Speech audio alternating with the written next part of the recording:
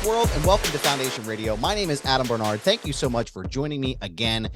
This week, I am joined by two of my favorite people in the space here. To my left, entertainment reporter, content machine, Fit Factory ambassador, and coffee enthusiast Liam Crowley rejoins me on the show. How are you, sir? I'm fantastic, Adam. I'm glad to be here. I've been looking forward to this for ever since you first reached out about it, because I have been dying to talk about WrestleMania 40 on a microphone. So I appreciate the platform and also getting to talk about it with two of my favorite people in the industry. It's going to be a good time. I'm looking forward to this as well. And to my right from Odyssey Sports, rather, if I could talk, and the Sporting Tribune, and the man who was once winked at by Rhea Ripley, Adrian Hernandez. Glad to see you back up on your feet, sir, after that wink. How was that? And how quickly did your knees bend when she winked at you? Live in the moment. And look, I had to put her over. So, I'm a phenomenal actor, so I'm always glad to help out wherever I can. She's on the cover. Who am I to steal her moment? But just like Liam said, thank you so much for having me. WrestleMania 40. This is amazing. I'm very excited to talk about all this. Guys, wrestling is cool again. Wrestling is cool again, and we're here, and we have a lot to talk about. It's been very exciting. I want to thank you both to be here as well. Our last episode was so much fun. I had a great time doing it. Be sure to check that out in the archives. Go right now to youtube.com/@FoundationRadioPod. Sign up to or subscribe today if you want to, and watch the episode here. But lots to talk about. We are less than 2 weeks out from WrestleMania 40 here in my hometown in Philadelphia, Pennsylvania. And I want to start at the top talking about last night's Monday Night Raw. And I want to get your thoughts on that last 15-minute segment, because we'll talk about the one that happened earlier in the show as well with Chick Magnet Punk. But Liam, I want to start with you. What are your thoughts on that last 15 minutes of the segment show with The Rock and Cody Rhodes? Tell me your thoughts right now.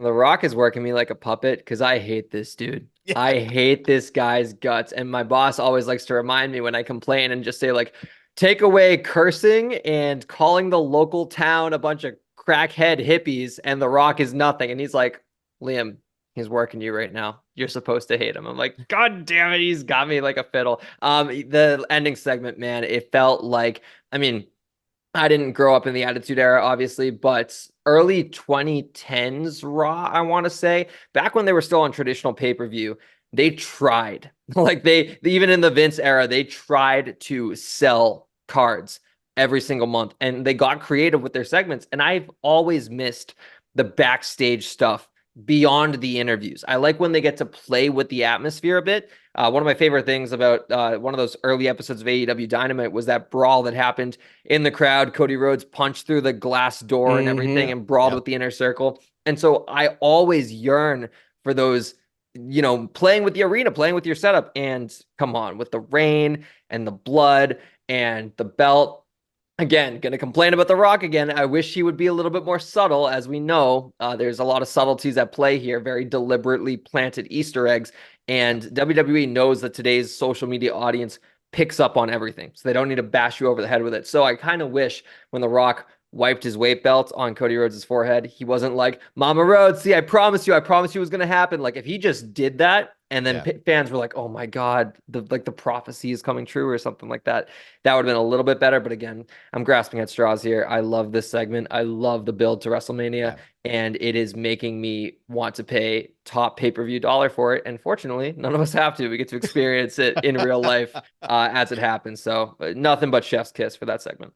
I will tell you too, and to your point with that, I really felt like not just the best lead up to WrestleMania on a Monday Night Raw in a long time, perhaps my favorite Monday Night Raw episode or airing in many years. It just felt like pillar to post.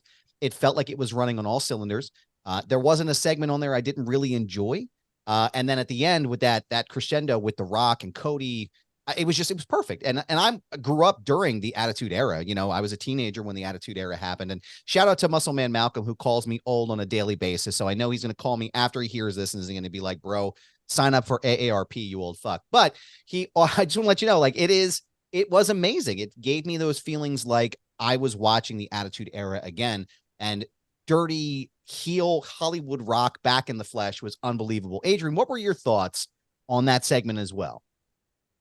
Listen, man, and you say Hollywood Rock, and I'm like, no, no, no, no, no, no, no, throw that out because this final boss era, and Yeah. I'm very hyperbolic because to tell you the truth, it wasn't hitting with me when he came back on a regular basis this past 6 weeks.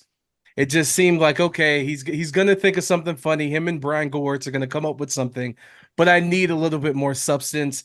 And obviously, this build is so intricate, and there's so many different pieces with Punk and McIntyre, the Bloodline, and Jimmy and Jay. I want more focus on that. All this different stuff. But last night, I went, damn, man, this guy not only went heel, it's different than Hollywood Rock. Hollywood Rock, we all still loved him. We knew he was successful in Hollywood and that we were thankful that he was back. And the guitar and the rock concerts, all that was cute. The theme song was amazing. But no, he fully went for it. You know, Chicago, this was the same place where Hulk Hogan NWO did the thing with the semi truck where they ran into the Rock, and somehow the Rock showed up the next week on TV fine with just like tape on his rib cage, and everything was cool. So like that's what it gave me flashbacks for, and I was like, no, this was much more impactful. And the fact that WWE knows that, like, you know what? We're gonna go for it. We're on USA Network. We're leaving the Netflix. If we piss off USA, Rock, say what you want. Everyone apparently say what you want. And it just added a different dimension. And the look in my son's face as he was watching this, and my son is the only person that loves Black Adam. He's 5 years old. He told me Cody did something to him, Dad, and it was an accident when he sees the slap. And he was horrified, Man. like he saw Thanos for the first time. And Wow. that's super impactful and that's super cool. And the momentum that they're building. And Liam mentioned it, the Easter eggs. You know, it started when Bray Wyatt came back and they kept putting the AR codes like in the background of like every scene. And that's just they're tinkering with it. And little by little, this is the presentation that we're getting. There's all these Easter eggs. There's all these different things that you need to pay attention to. But they had a big crowd. We're 2 weeks away from WrestleMania. All the eyeballs are on wrestling right now, on WWE. And they freaking delivered on, as everyone's saying, this is like one of the best Raws in how long? 10, 15 years? Some are saying the best ever. Like, that's what you want when we still have how many days left till WrestleMania? 9 or 8 days. This is incredible. 8 or 9. Yeah. It's somewhere at that point. As we're recording, there's only 8 or 9 days left. But I'm glad you brought up the Thanos thing because watching his entrance as well. I mean, it's different than Hollywood Rock, right? Like, I'm glad you said that, Adrian, because it's different than Hollywood Rock to the point where the entire presentation feels different. It feels like I'm watching, and Liam, you know where I'm going with this. It feels like in some instances that I'm watching Infinity War, where Thanos is collecting all of the stones. He's the final boss. And now I'm concerned that Cody's not going to finish that story because what if Rock is now Thanos in this scenario? And Liam, I wanted to kind of talk about something that, we had mentioned a little bit briefly kind of together before we jumped on here. I saw a tweet earlier today regarding a specific point in that segment at the very end, right before Rock throws Cody right into the side of the trailer there was a shot. And I want you to talk about that. I want you to set this up and I want you to give me your thoughts on this because I'm sure Adrian's on board with this as well, but that was not an accident. I feel like Dwayne right now. I'm getting the goosebumps on the forearm right now. Yeah, there's a shot very deliberately placed in this backstage attack where they're fighting and brawling in front of a semi truck, a production truck, and plastered on the production truck are two faces, John Cena and Stone Cold Steve Austin. Now, mind you, there are dozens, hundreds of production trucks and all that, and most people would overlook this. If this was in the Vince era, no one would think anything of it. However, they have WrestleMania 40 specifically branded production trucks traveling the country, moving WWE from city to city. In a backstage segment like that with The Rock, it was probably pre-taped well in advance. It was probably like very much sketched out like a movie scene would be. Placing that truck specifically is no accident. And we've already been teased before in prior weeks on, I believe it was SmackDown, when the Bloodline was overwhelming. We see Jey Uso and Seth Rollins come from the crowd.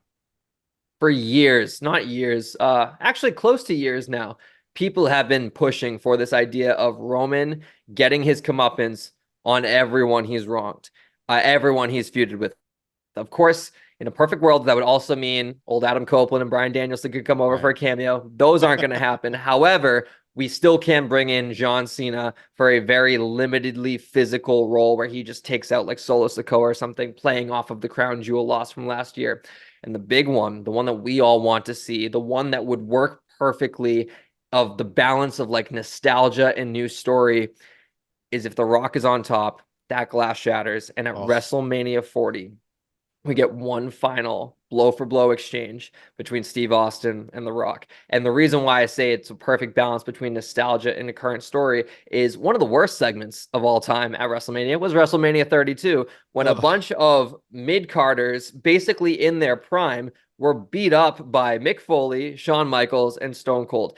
And people were like, imagine if at the height of the new generation, Bret Hart and Shawn Michaels were just beat up by Ultimate Warrior and Macho Man, or probably going back even further, like a Bob Backlund and Bruno Sammartino. Like, these are guys who are not active anymore. What are we doing burying our younger talent? This is a chance to have a moment between Stone Cold and The Rock that isn't going to overshadow the grander Cody story, because it has been proven to us in past weeks that Cody is bigger than The Rock right now. Cody is so popular that the fans are willing to turn on the most likable man on the planet in order for him to finish his story.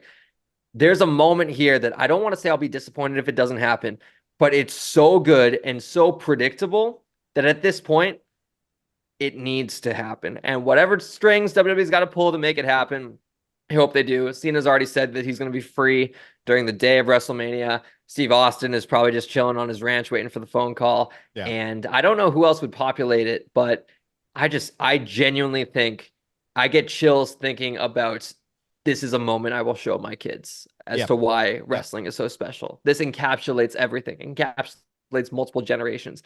And that little plants on Monday, I'm trying to like remember where I was when I first saw it, because, you know, we're not going to want to forget the next 2 weeks. Well, Liam, I also want to say one thing too, is that like Stone Cold, we saw what he did with Kevin Owens. Like, that wasn't just like, hey, we're going to be careful, let's get through this 10 minutes in and out. Like, no, dude, they were like brawling throughout the entire, like, Steve, and in this situation, it's not like he's carrying a one-on-one match. Like, he's good enough to do that. It's WrestleMania 40. There's the nostalgia. Philadelphia, the first Rock versus Austin one was at WrestleMania 14. So you get to have that. Of course, I can imagine The Rock and Stone Cold specifically kind of want to finish their story on a better note than WrestleMania 19. I think Stone Cold and his health and everything going on, I don't think he liked his performance. And just like that, look at the Survivor Series 2001 poster with the invasion angle and all the Hall of Famers. Like, and we got the taste of that on SmackDown with the 3v3, but I wanted like a 5-on-5. And can you just imagine and the camera shaking because everyone's standing and freaking out with 80,000 people there. Like, it's crazy. And also, to Liam's point, you talk about Vince, like that may have been a coincidence, or maybe it's just some fan sign. It's like, no, this is different. Triple H, I just said about Bray Wyatt and the sprinkling, the improved production with my guy from ESPN that I forgot that they've brought in. Like, all of this stuff is deliberate, and like fine-tuned to do all these things on purpose. And also with this TKO angle, I think it is very important for everyone involved, The Rock included, to make this the biggest freaking thing ever. And to add Stone Cold to that, come on, man. I wanted to add to that really quickly, because again, sometimes moments happen. I'm like, oh my God, a spark in my creative brain. CM Punk doesn't have technically a connection to the Roman Reigns like angle right now, but he does have reason to align with Cody. That promo of The Rock coming to take it all away from you. And of course, he's not medically cleared. Of course, we saw the brace on Monday. But allegedly. In a world, allegedly. Good call. Yeah. In a world where he is able to do something that's limitedly physical, just maybe throwing right hands or whatever arm isn't injured, and we get a moment where after Austin inevitably stunners Rock, they just bump into each other. Yeah. Quick little stare down. Nothing else, but just plant that seed of, again, like this is how Marvel did it in its golden age of like pay off this great story and do all you want, but like, let's give a little taste of like where we can go from here. He wants everything. You're the final boss. You want everything. Right? Everything, man. I do. I want people to be fed for the next 10 years. And so does Netflix. So we got to make this stuff happen. Listen, for me personally, I don't foresee a world in which Cody doesn't go over in this match. Like, I want to be clear, right? And we can talk about that. We can pull that apart as we get into the match card, because I want to talk about some of the more marquee matches on this. But at least right now, the way they're building this, I don't see a world, especially after this Rock attack, where Cody doesn't go over, especially if Stone Cold shows up, right? If Cena shows up, there could still be some bullshit schmaz finish, right? Like, it could still become, it might happen. But if Austin shows up and that glass breaks and he hits the stunner on not just Roman and not even just maybe Solo, but Rock, like, for me, looking at that trailer, it was almost like it was foreshadowing the next big thing, right? Because it was very purposeful. Austin was wrestling, right? He was big, in some instances, bigger than Hulk Hogan at his time, right? That can be debated. And then the next person on that trailer is John Cena, right? The other next big thing in the company, like the marquee names of the company. If that's going to happen, it's almost like a torch passing situation where Cody is going to be anointed as the next guy. And what better way to do that than to not just have Jey Uso and Seth Rollins run in to assist him, but also two of the biggest stars in the 20th century in wrestling, Stone Cold Steve Austin and John Cena, to assist him to make him the next guy. I mean, it's perfect. Like, it's absolutely perfect. And I want to see this. I cannot imagine. I've never seen Stone Cold in person live in a wrestling ring, or even just at a wrestling event. And I'm telling you right now, if that glass breaks, you are going to hear me yell from wherever I am at the Lincoln Financial Center, Lincoln Financial Field. You will hear me screaming from wherever I'm at. I'm getting chills thinking about it right now. It's unbelievable. I cannot wait to see what happens.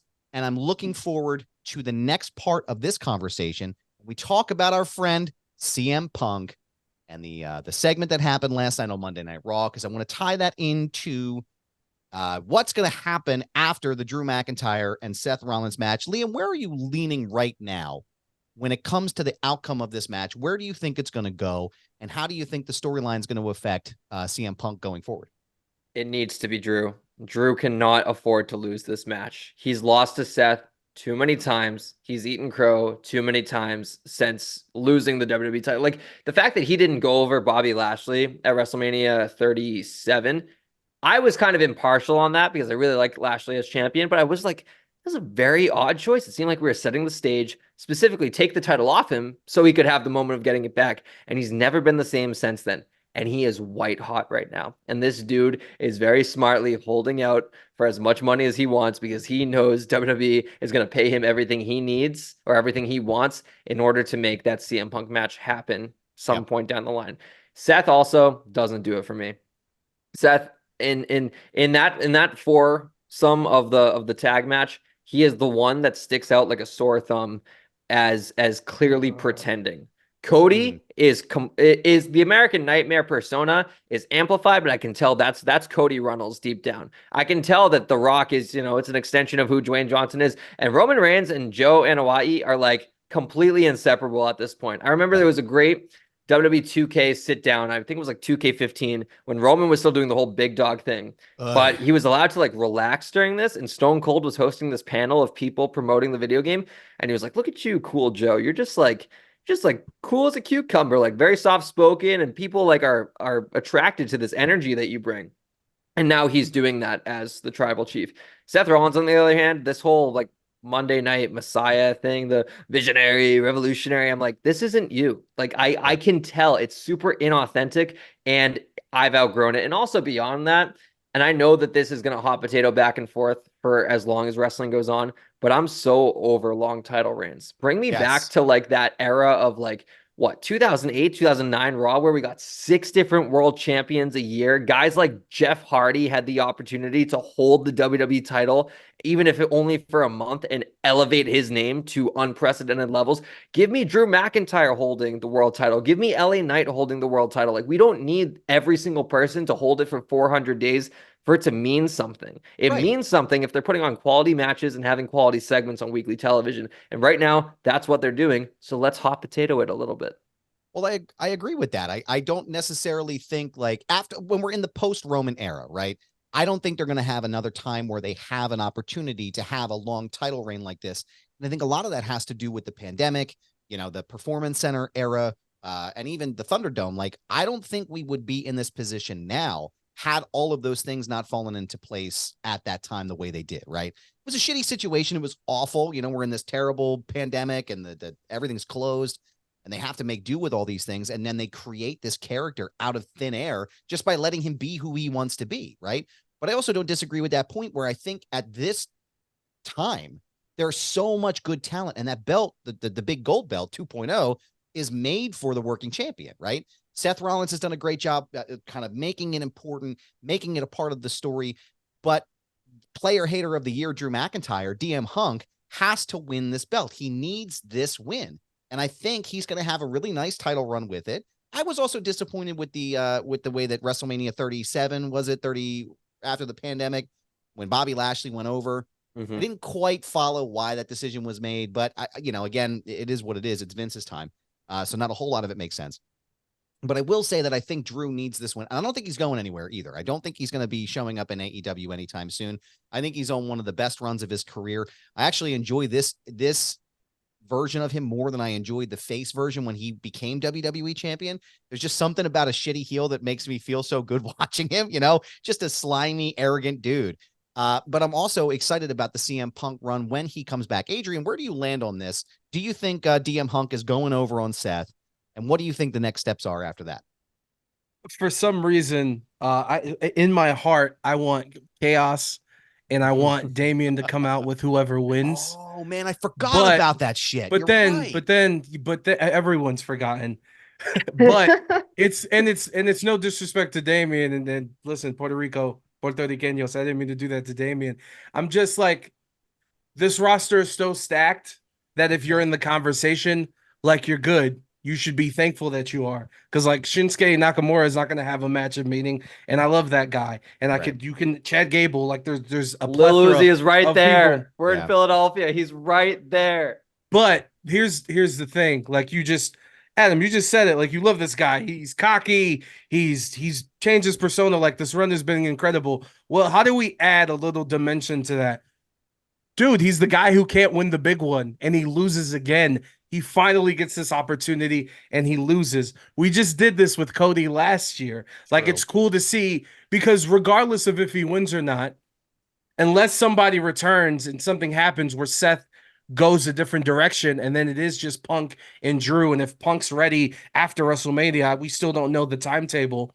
Like, we could pull it off, because Liam, you said all these things, and it's right. Like, Seth is obviously the odd man out in this. He's watching the threesome in the corner. Like, it's very weird, and I get that. But at the end of the day, what a great at the end of the day, once everyone gets in the ring, he's the best wrestler. And I think they're banking on, cool, we could do all this story, blah, blah, blah, blah, blah. But once the bell rings, like, he's going to show the world. And obviously, Seth isn't what he was before some of his injuries, but he's still the best wrestler involved in this situation with the main events. And so I think they're kind of, what's the phrase? Like, his skill set, they're kind of holding it and being like, cool, because this situation and this roster, it's a tough situation. And people are going to find a way to complain. But to your question with Punk, without knowing his timetable, I'm not exactly sure, but I'm leaning towards Punk screws Drew for some reason. Because now with Drew and Punk, it's like, it's personal petty. Where when it comes to Punk and Rollins, I think it's obviously petty as well, but it's them standing on them doing what's best when it comes to professional wrestling, with Punk going, no, I fathered this. Without me, you don't get to take the road that I built, the road that you took. Right. And and Rollins being like, no, man, I'm taking this to another level, and I didn't leave, and I didn't complain, and I didn't go to the competition to try to ruin this place. I built this place despite that, which is kind of some of the same dynamics that they really haven't touched on that they could do with Cody and others. But that's kind of where I'm leaning. I don't disagree. I think there's a big portion of the main event, just kind of break down some of the things you were saying. There's a big portion of the main event of night one that I think was a serious pivot in multiple reasons, right? CM Punk gets injured. No one's expecting that. And I don't think that, I mean, you were, Adrian, we were both there at the Las Vegas event. I did not expect that crowd reaction as heavily as it was towards The Rock. I wasn't expecting that. We saw the booing in the crowd and a lot of the people talking, but I didn't think it was going to be as like boisterous as it was, like as split as it was. So I think both of those things caused night one to happen and to pivot that way. As far as CM Punk goes, I think the story can build for Drew and Punk at SummerSlam if he's healthy enough to come back at that time. And I think that's where they go with the match. I don't disagree with the thought process that like Drew losing this one. I just don't know if it's going to damage him, right? Because Cody wasn't damaged after 39 the way we thought he was going to be, right? Like, yeah, there might have been like some nicks in the armor. Liam, I saw you jump on that. I feel like, do you disagree with that? Do you think Cody was damaged after 39? No, and I think the difference is the fact that Cody swept Seth, won the Rumble from 30, and had just the easiest bet. Like Drew has not had an easy like this loss, adding it on to his like resume right now as it stands, is doing damage in my opinion. Like I understand the Cody comparison, but I think they're playing on different fields right now.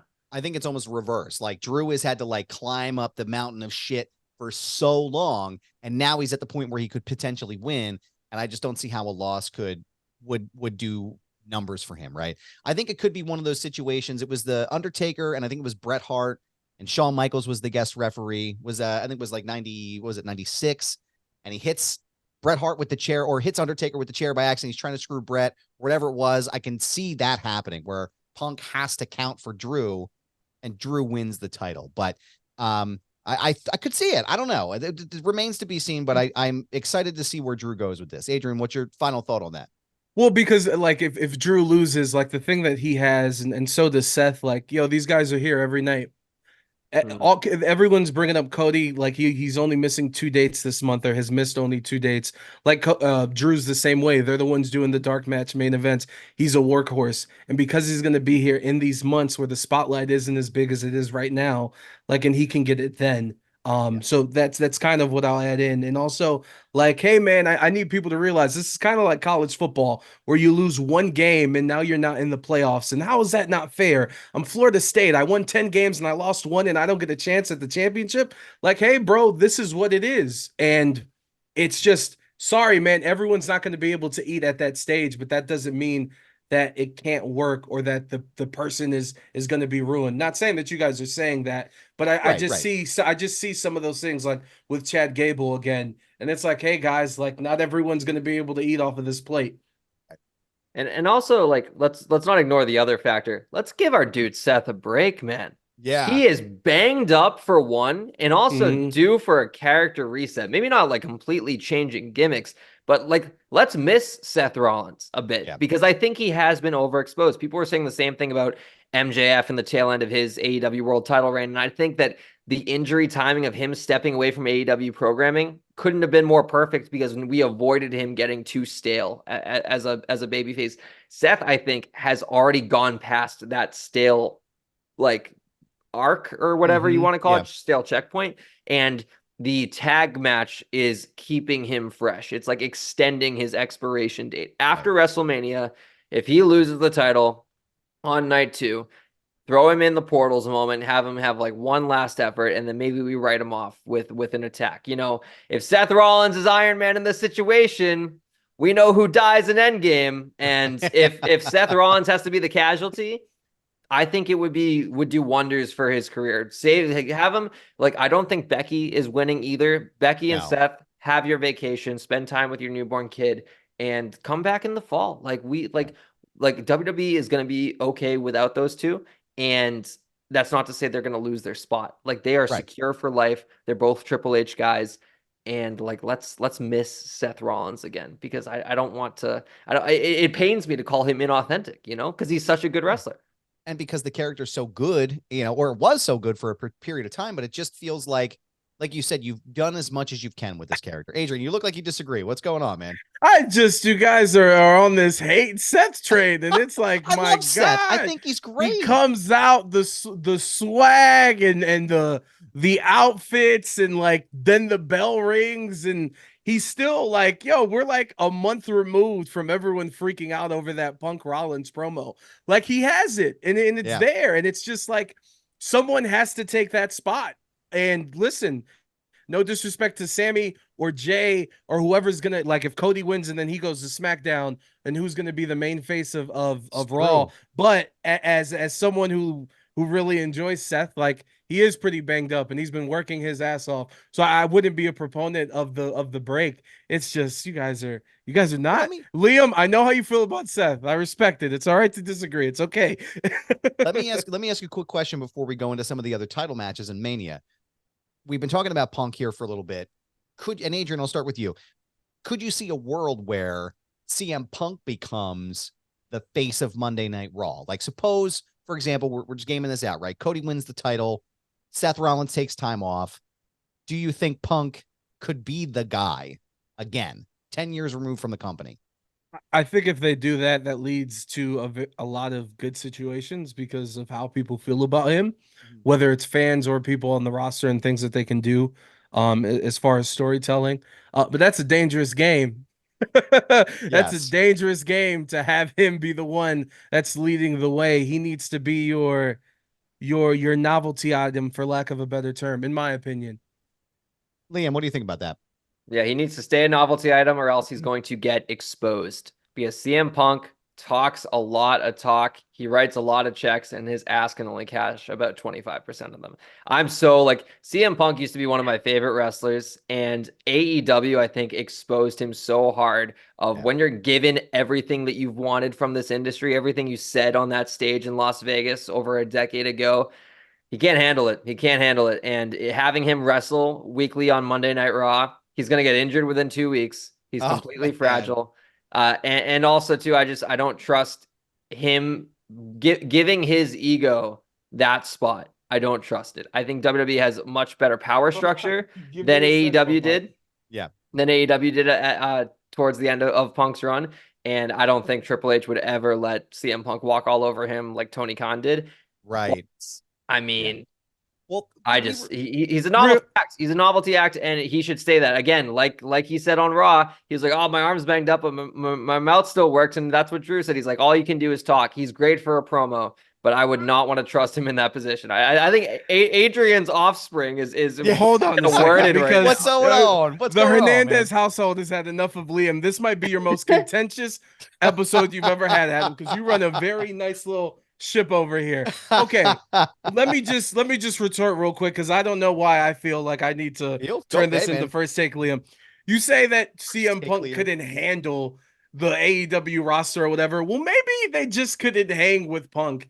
And if anything, what did Punk do? He helped foster the only true superstar that AEW has built and created within that company in MJF. With that feud. Sorry, Hangman Page. I don't disagree. Sorry, Hangman Page. Sorry, the new signing of Jay White.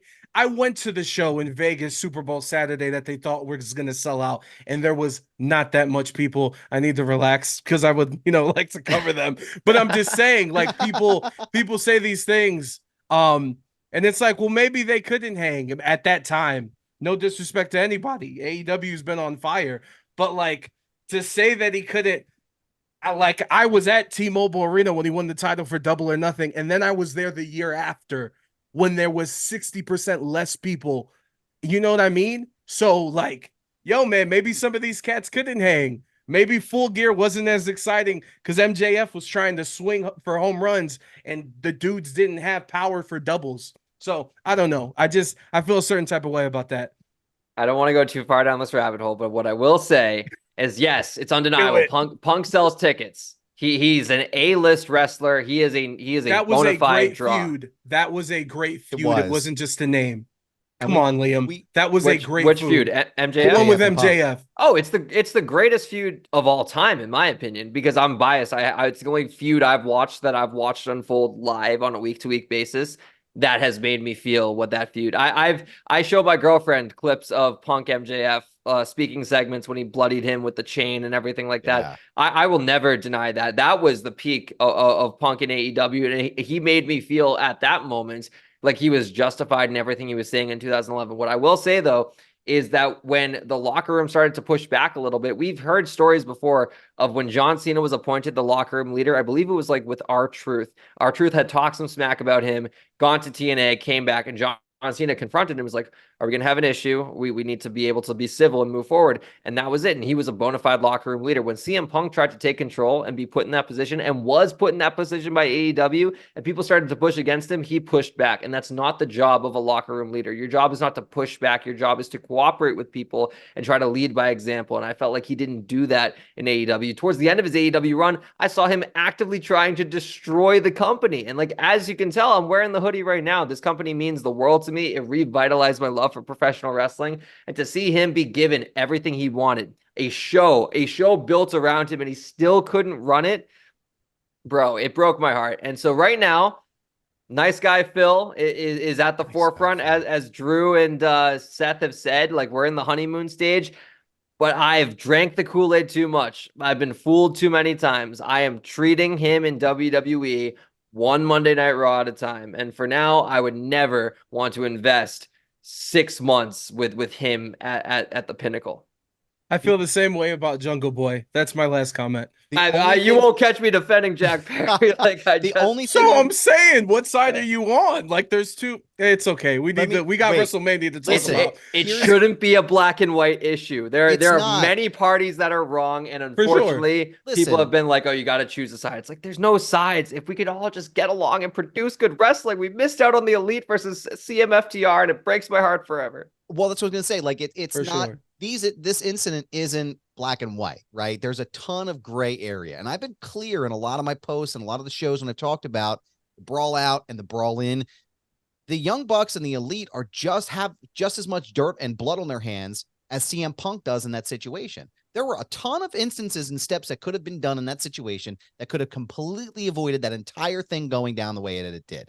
Everybody was wrong in that situation. And in my, I work in corporate for my shoot job.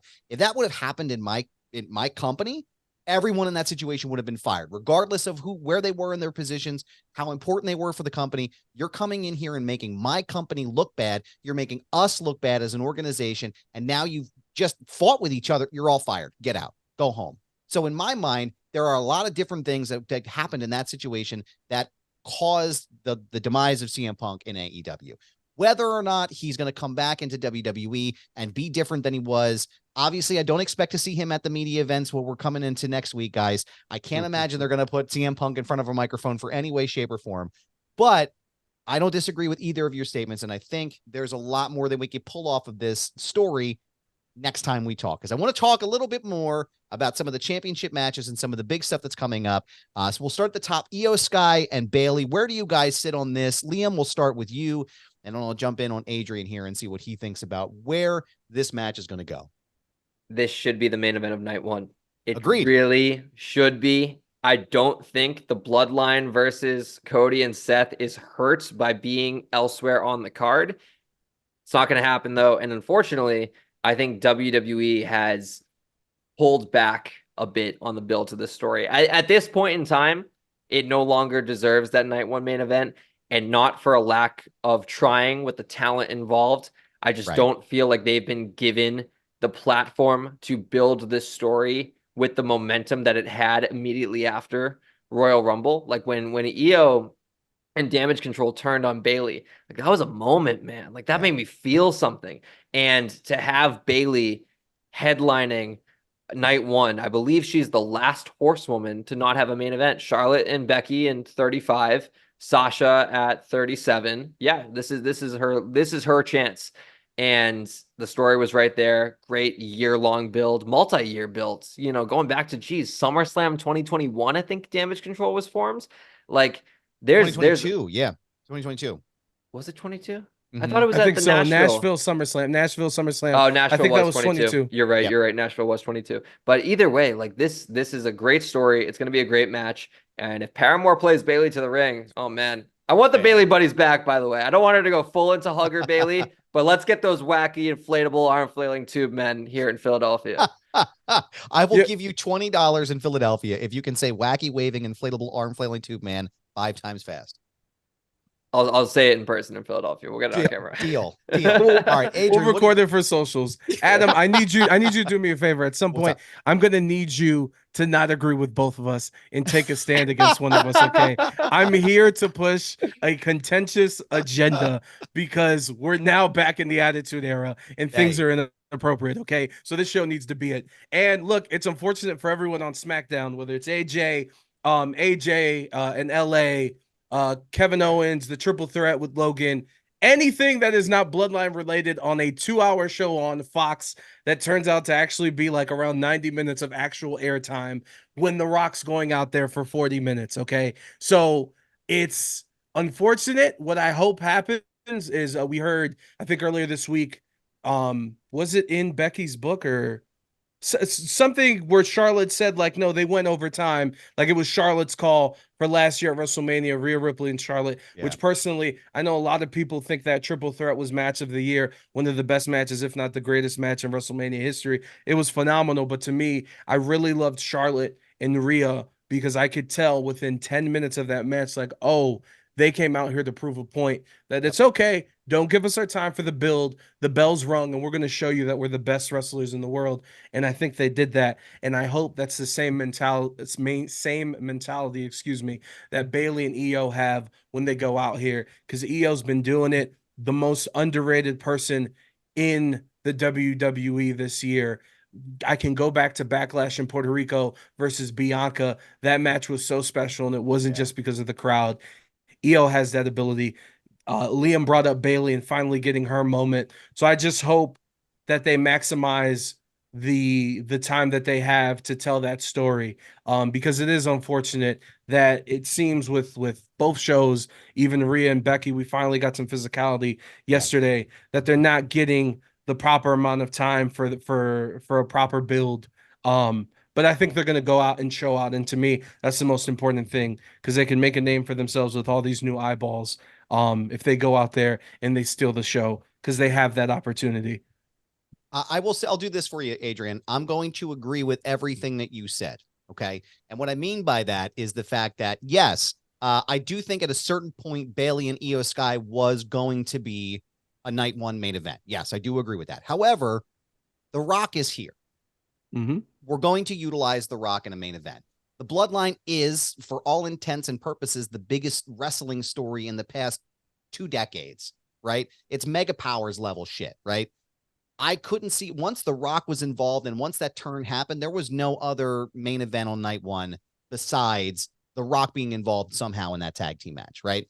I don't see how Bayley and Io could have gone on into night one, into that main event. But I do think that they're going to put on an incredible match. The same thing with the Logan Paul, Randy Orton, Kevin Owens, and the LA Knight, AJ Styles match. For my taste, I would have rather seen LA Knight take the belt off of Logan Paul. I don't think Randy Orton or Kevin Owens needs that title as much as LA Knight does. I'm not sure what the plot twist or what the turn was with that match, why LA Knight isn't getting that opportunity. Maybe they think he's still too green in his role. I don't know. But I think all of them are going to have the opportunity to put on an incredible match going forward. But I do agree with you, Adrian. I'm giving you your props right now, sir. I'm agreeing with you specifically. Liam, I love you, pal, but I got to go with Adrian on this. I didn't say you had to do that, but I'll take it. Listen, hey, I'll do the job. I don't mind. I need to make an emphatic statement, by the way, real quick, because you brought up AJ Styles. And listen, I don't know how long we're going to go tonight, but AJ Styles, hey, buddy, you need to do it on the biggest stage in wrestling. You need to have a good WrestleMania match. And that's all I'm going to say. Whoa. Jinx, the cinematic stuff with Taker, cool. The stuff with Shinsuke didn't hit. The other stuff, can't really remember right now. So excuse me if I'm missing an obvious thing, but I don't think I am. I will say, I don't think he's had a straight up bad match. I don't think he's had a straight up bad match. He's had matches that have fallen far short of their expectation. But I will push. When you have the title and with Shinsuke and you don't deliver, that I can't even remember a moment. Absolutely. Saying. I think Shinsuke, but I'm firm in the fact that I think Shinsuke should have gone over in that match. If we're going to do something like this, then Nakamura should have won what's the point if we're not putting him over? I don't know. The good AJ Styles WrestleMania match is against Shane McMahon at 33. Like, that's true. Easy That was a good match. easy to forget. Yeah. But it opened the show. He had, oh my God, he had the blue and red and white gear, and his locks were flowing back with that Miami wind. And oh my God, like, damn, it was great gear, great match. And he had someone to prove too. Orlando, excuse me. He had someone to prove against, being put with Shane McMahon after being WWE champion and carrying SmackDown for, 6 months. Yeah. That was a good match. All right, thank you. You might be the only one, but you still. refreshed my memory. Thank you very much. That was 7 years ago, AJ. Get it together. I need one more. I'm still holding that hope for the AJ Styles Kenny Omega WrestleMania match, but that's probably never going to happen. But brother, you better buy WWE 2K24 anyway. So I want to talk about, we have two other matches I want to talk about right now. Rhea Ripley and Becky Lynch. Rhea Ripley, of course, Adrian's best friend. Adrian, I'll start with you. Where are you landing on this match right now? How do you see it going? And where do you think it goes after this? I think to top off an incredible run that Becky's had with the NXT title run, the rivalry with Trish, some of these matches with Nia have been incredible, including that last man standing. I think she caps it off by going out there and stealing the show with Rhea and cementing Rhea on a huge stage. Just like Elimination Chamber, that was cool for Australia. This is kind of going to be for the world, and not at 4 a.m. or 5 a.m., whenever that match was, because of the time zone with Elimination Chamber. And yeah, I think she does the job, because listen, this is not the NFL. There is a show tomorrow. There's a Backlash pay-per-view in Paris.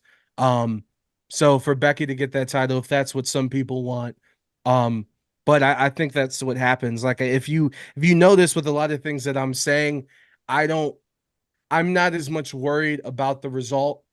I'm worried about what comes out of these matches. And I think if it's a solid match, it's cool, because the way WWE is moving forward now, that's cool. We can make it look like WrestleMania when we have SummerSlam in a football stadium, or we go to Paris and the fans are freaking out like it's WrestleMania, or we're just going to throw a Monday Night Raw on Netflix in a stadium, something crazy like that, because they can do that now. So I think it's more important for the match to be absolutely fire. And they both have proven that on the biggest stage, when the lights are the brightest, they can deliver. Liam, what do you think? Well, my jaw was on the floor, because who are you saying goes over? I think Rhea wins. Okay. Yeah. Because at first I was like, you were setting it up like Becky caps off this run by getting the title, and I was like, bro. No, in this year of her trying to elevate people, sure, I think this is her homage and caps it off with Rhea. Not that she needs it, but beating the GOAT always helps. Well, this will also be like her first really memorable feud for Rhea, because I mean, the Nia Jax stuff, of course, because it went up to a stadium show, that will never not be memorable because of how that match ended. But before that, like, Rhea's title reign was great for her. Like, she was super dominant, but like, I don't remember any of her feuds before Nia Jax at all. I think I only remember Zelina Vega because of the Puerto Rican response. Right. That's it. This match should be Lesnar Cena SummerSlam 2014, and I am so serious. I want Rhea to squash her. I want Rhea to absolutely decimate Becky Lynch on the grandest stage of them all, because Becky Lynch is a made man, as she is the man. She doesn't need this victory. Her being put in this position is a victory in and of itself. And also, too, the same way that I find Seth to be a little inauthentic, I think it carries over to Becky as well. And I think she will do great things by having some time off. And Rhea, again, is your modern day China in a way that even I don't think China was ever fully presented. She was dominant, but not to a level of again, I wasn't watching during the Attitude Era. Refresh my memory. Was there a women's division when China was competing? I mean, there was, but it wasn't nearly as deep as it is now. Yeah. Right? You didn't have as much competition, which is one of the reasons why I think they ended up putting the Intercontinental title on China, was because she had proved herself to the point where it was like, she doesn't need to dance with the women. She can come and dance with the men and be effective. I mean, she was in like a first #1 contender match for the WWE Championship. Like, they were going to put a rocket on her and put her to the top of the fucking card. I could have seen them doing that. And I could also see them doing that with Rhea Ripley. And that was one question I have before we get into the Intercontinental Champion conversation. Do you see a world where Rhea Ripley challenges for the Intercontinental title the way that China did? Not while Gunther's champion.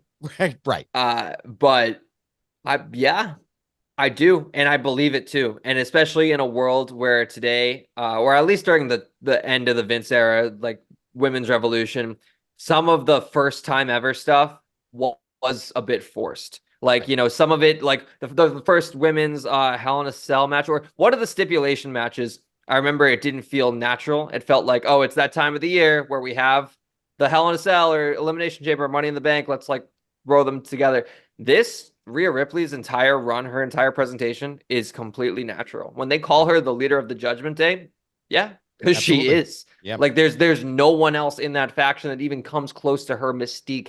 And if you have her squash one of the most dominant women's wrestlers of the past, 20 years at WrestleMania, just imagine what that will do, especially because we know that she should win this match. It's not going to hurt Becky if she loses, especially if her and Seth end up going on a break after this. The crowd will be so excited to see her regardless of if and when she does come back.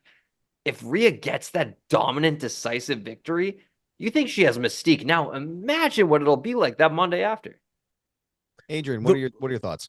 The one thing about the squash that I would kind of be thrown off about a little bit is, leading up to this, where there was a little bit of hesitation with Becky, where she was losing some of these matches and how she finally beat Nia and things like that. So she's already kind of had that trepidation.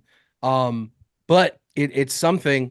The one thing, it's eventually going to happen. If it doesn't happen, they'd be foolish not to. But I'm kind of interested now that Jade is coming up, and some of the girls that some of the women that are coming from NXT, that can toe to toe, like visually, like the Randy Orton test, like how you look next to Randy and things like that. I think that there's some women that aren't like Liv Morgan, that are tiny, or Zelina, like they're like the Jade Rhea confrontation or one-on-one. I think that's incredible, and I still think that they can play some of that out. I also think like it should be time for an Intercontinental Champion equivalent for the women, because the cool thing about Money in the Bank was that like Becky was getting booed because she eliminated Liv, and whoever eliminated, I don't think it was Bianca that eliminated Tiffany. Like all these different pockets for some of these women, like they're getting their own fan base and they can all go. So I want to see how Rhea plays a part in that. But if you're asking me, like, I mean, the most obvious thing is like, yo, why haven't you guys brought back the mixed tag match tournament? Why don't you sell this to put it on Facebook? You're already doing the speed thing with Twitter. Do something new for Threads and play the line and play both sides. Like there's some corporate sponsor that's going to be eating at the bit to get involved, and this seems like the perfect way, especially with Judgment Day. Dom and Rhea, can they win that tournament and things like that? But eventually it'll happen. The last question, or the last topic I want to talk about before I wrap this up, because I could talk all night with you guys, and I really appreciate you guys coming and doing this show with me. We're just getting warmed up, baby. Hey, listen, man, we could go another 3 hours if you want. I just got to go to bed at some point. But I want to talk about Gunther, which we just talked about him briefly a little bit here. He's going to be fighting Sami Zayn for the Intercontinental Championship. Me personally, Adrian, now I'm feeling a little bit more squirrely now that we've talked about this, and I want to give you my opinion first, and then I'll let you guys go. I think this is the time to take the belt off of Gunther. I think this is the time to let him elevate to the World Heavyweight Championship title picture, especially if Drew McIntyre is going to win, or to Adrian's point, if Seth goes over at WrestleMania, you take the match to France, it's Backlash is in France, right? If I recall correctly, you take Gunther to France and you let him beat the piss out of Seth Rollins for 5-10 minutes, right? Fully dominate, just like you were talking about with the Lesnar Cena match, right, Liam? You let him go and you let him completely decimate Seth Rollins in that ring, just total annihilation, and you set him up to be the next dominant heel in sort of a Roman Reigns way on the Raw roster, right? You let him run with that belt, and you put all these people back in front of him, and he just destroys every one of them, right? I think that's the way they should go. I think it should be a clean win for Sami Zayn. I think he needs this win after a lot of the things that have been happening and the way they've been building the story. I don't think they chop him off at the knees the way they did Chad Gable. Again, another conversation for another day. Let's start with you, Adrian. Let's see where you're at, and then we'll go over to Liam. Guys, we're losing the plot, bro. For an entire year since Sami Zayn lost that match with Roman, it's like it's been his redemption story, right? And all of a sudden, Chad comes in, and bro, he had a banger with Gunther. So has The Miz. No disrespect to my Cleveland guy, and no disrespect to Chad Gable. There's a lot of cooks in the kitchen, okay? Ultimately, I think Gunther, does he beat Sami? I think he does, because how are you going to have two underdog stories this weekend? How are you going to have Cody overcome all the odds and Sami overcome all the odds? Although, if we're going with your Avengers plot, night one's going to seem that's going to end on a very low note, so everyone can go, hey, Bayley won. Hey, Sami won at least. So that could be a thing. In my head, I really want someone who is as physically imposing as Gunther is to take that title, which kind of leads me to Drew, but they've already done that, and I don't think that's the direction they're going to. As much as I'd love for Sami to do this, especially because of how many people were freaking out. Why did Chad Gable cut a Christmas promo? Like, bro, they weren't even going to use that. Then they decided to. Like, it's not the biggest thing in the world. But I'm going to stick with Gunther because it's the safe play. This is the only time I'm taking it safe today. Liam, where are you at on this? It's gotta be Gunther. Because it's not Sami's story. Sami has not, I'm not even to do the whole like Cody Rhodes story, whose story is it and all that, but like I'm not turning against Sami Zayn here, but it doesn't feel natural. It doesn't feel right. Like there's no reason why Sami Zayn shouldn't get a victory like this, but it feels like he's taken the underdog spot from someone who is more naturally within that story. And not to say Sami Zayn doesn't need his big victory. Again, going back to that hot potato-ness of the World Heavyweight title, I believe he will be one of those guys, one of the next 6-7 champions in the next 2 to 3 years. If they change the title every 2 or 3 months, he will be among them.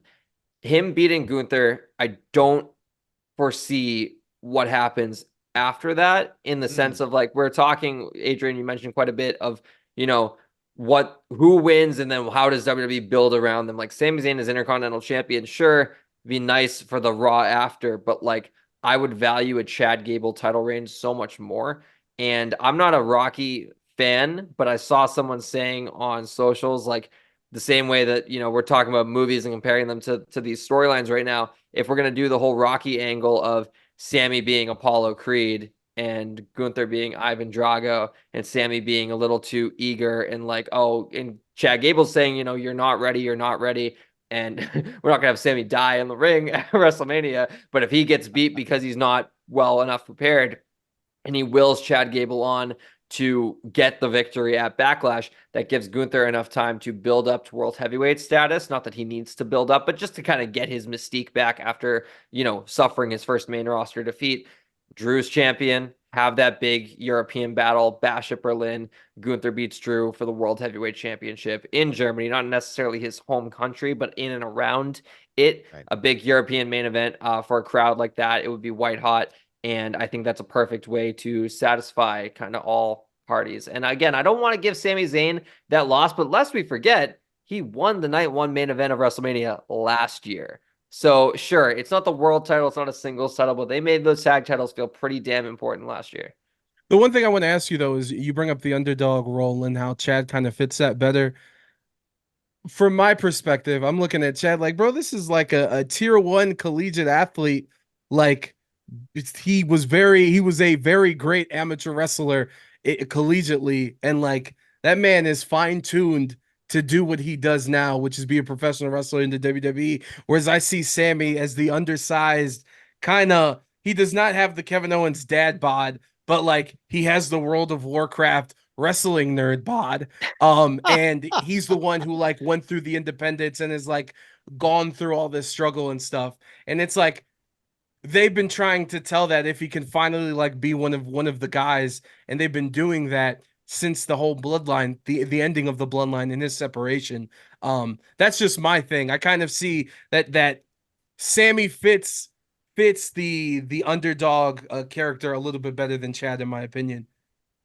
I feel alone right now in the situation. I feel like I went on a ledge for Sammy. I still think Sammy's going to go over, so I'm going to disagree with both of you to end the show.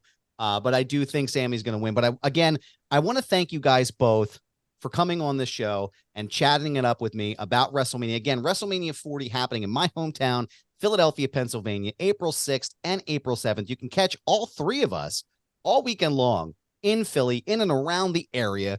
We will be doing media. We'll be doing cheesesteak testing. I hope you both will join me for that as well. I'm planning on doing that Saturday on the 6th before WrestleMania. So I'll take you to the good bougie places, I promise. But really looking forward for this. I want to give you both an opportunity to plug what you got coming up. Liam, we'll start with you, and Adrian, we'll go with you.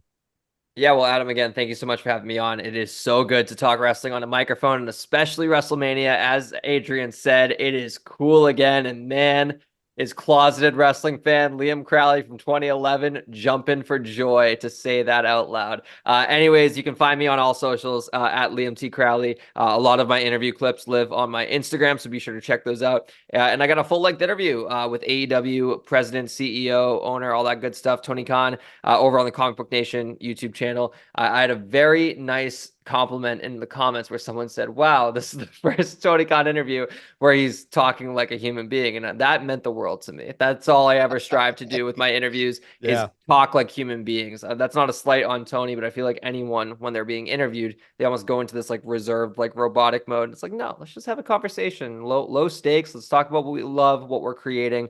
And so I'm very proud of that interview. So go check it out. Show some love on the Comic Book Nation YouTube channel. And like I said, you can catch all those clips on my socials at Liam T. Crowley. And yeah, plenty of WrestleMania interviews coming the week of. Again, we don't know the talent right now, but they will be coming. So stay tuned. That's fantastic. And Liam's talking about love.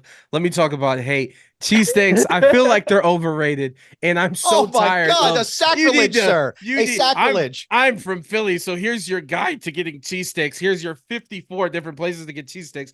You know what cheesesteaks are to me? They're like mozzarella sticks. They're an appetizer on everyone's menu. No one's going somewhere to just have that, dude. Oh, wow. It's crazy. Wow. All right, now that that's done. Mr. Hernandez, sir, I object. Now that that's done. I also, fine, I'll be lovable. Liam's interview with Tony Khan was fantastic, and it was a lot better than mine, where my guy was just plugging big business, and I couldn't get him to talk like a human being. But that interview and my interview with Becky Lynch, because her new book came out, is on YouTube at Adrian CLE93. Got in the conversation with Booker T coming out on Friday. That conversation in person, in studio. Looking forward to that as we head into WrestleMania, of course, Media Day. And I think I'm going to go to WrestleCon. I've been against it. I think it's a weird concept. Everyone paying $20 to get a picture with all these wrestlers. Whatever. The wrestlers got to get their money. I think we're going to go in there. I have my Papa Tui, which is amazing, by the way, guys. Papa Tui, really? The soap, the lotion, especially the one to put on your face before you go to sleep. Like, guys, let's get on it. $10 at Target, at Target. So I'll have my Papa Tui before I go in there. But yeah, just a lot of great content. Heavyweight Radio on Instagram, YouTube as well, Adrian CLE93. And again, Adam, thank you so much for having me. Both of you, thank you guys for what you create to inspire me to make sure I got to keep going because I can't keep slacking. So yeah, I'm looking forward to it. WrestleMania is here. Wrestling is cool, and we're here to make some dope stuff. So thank you, Adam. I appreciate it, gentlemen. Two of my favorite creators in the space right now, Liam Crowley, Adrian Hernandez. Don't forget to follow me on all social media forums, TikTok, Threads, Instagram, Twitter, because I'm never calling it X. It's never going to fucking happen. This is Goober. Yes, it's my handle. No, I'm not changing it. It's a brand, pal.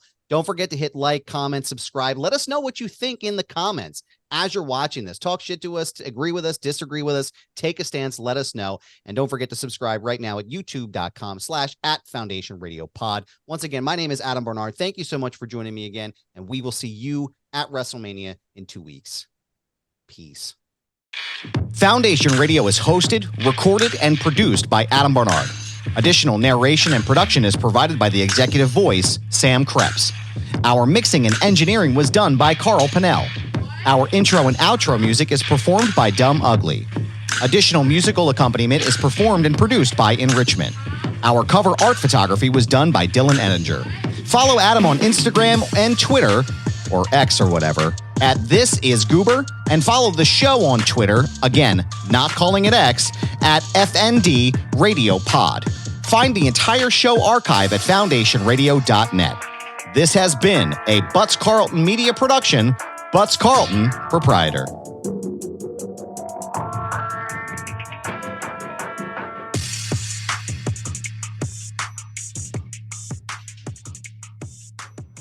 That doesn't work for me, brother. Peace, Carl!